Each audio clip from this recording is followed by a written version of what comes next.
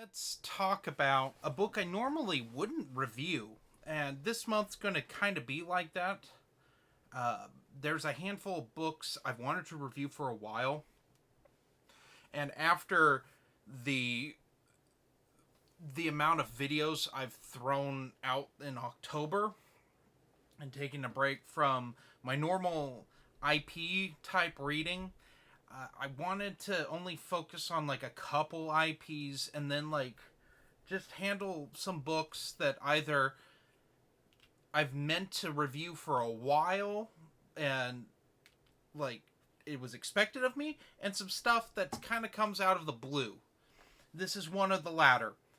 And in a way, I've tried to review this a few times, but I haven't done it justice. And that is Death Wish by Brian Garfield. And yes, this is the novel that the Charles Bronson film and latter Bruce Willis film is based off of. Death Wish is about an accountant named Paul Benjamin, a political activist, left leaning guy whose wife and daughter are mugged, and his wife is subsequently murdered due to this mugging. And basically, it's about his stages of grief before he turns to the extremism of vigilantism. And that's really what this book is about. And this book gets a bad rap because of Death Wish as a franchise. It's so funny that Death Wish is a franchise if you've read the book and its subsequent sequel, which is actually a rebuttal to the film, the Michael Winner film. How do I feel about Death Wish as a franchise? I think it's hilarious that it is a franchise, first and foremost. I think the first film is genuinely a good 70s film. Probably Charles Bronson's best film he's ever done. Though that's a toss-up because I also love Once Upon a Time in the West. I think that's a superbly beautiful film. But this one's pretty solid. The sequels to Death Wish vary from being blatantly exploitive to just downright silly, and somewhere in between. I do watch all these films at least once a year or so. Not with my wife. My wife would never sit through something like that, and I don't blame her. Death Wish is an acquired taste. But this book's not. This book is anything but a pro-vigilante novel. In fact, the vigilantism and his basically being a serial killer is only in the last few chapters.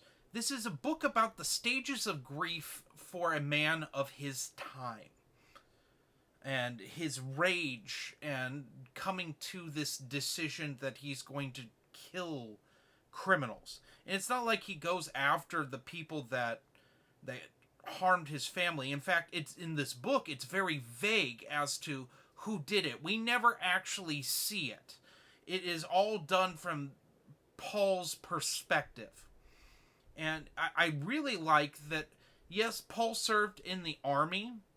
That is something that is carried on into the movie, but him being a naturally good shot? No. He was a typist in the Korean War.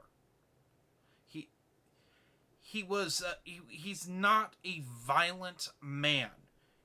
It is part of his grief that causes him to go down this dark path. I like that it's seeing his daughter as she slowly loses her mind because she can't handle what happened to her, which is a very human response to something like that. I like that his son-in-law is a big character in this book, and we get a younger person's perspective on things. I like that crime is continuously brought up, and that's a thing with both of these Brian Garfield's books, is talking about crime and how can we stop it? And there's no answer to that. You have to look at the 70s as a whole, which kind of mirror the 2020s in a certain way with how horrible crime has gotten in the cities. In the 70s, we had a lot of anger towards the government whether it be from the Vietnam War, the civil rights movement, and how the government responded to that. Um, just there was a lot of anger in America, and there was a lot of crime that happened, and it seemed like lawmakers cared more about taking people's civil liberties away than actually putting people away for crimes. And this is in my opinion, the quintessential 70s crime book.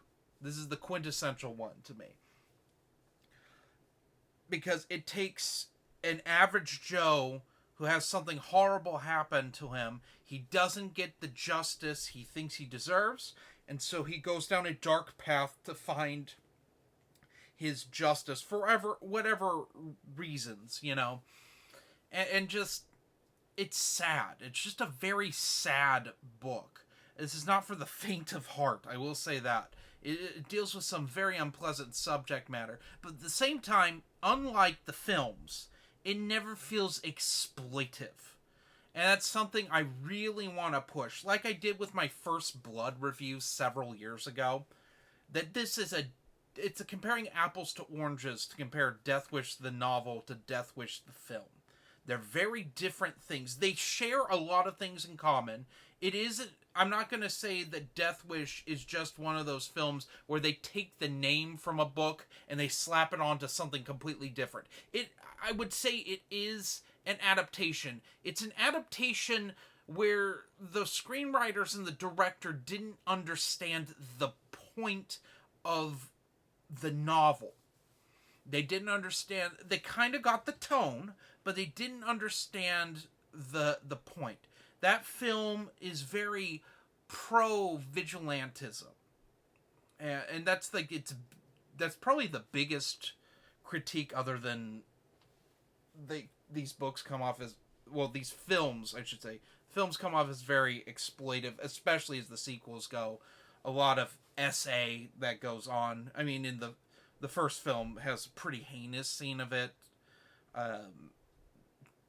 Death Wish 2 infamously has two different cuts because the assault scenes in that were so bad that they had to, I think as I recall, the MPAA had to step in and say, you have to cut a lot of this out because it's pretty horrific. But it's not necessarily about that. He's mentally ill. This is a mentally ill response, but it doesn't dwell on the mental illness. Like I said, this is a book that's really the stages of grief.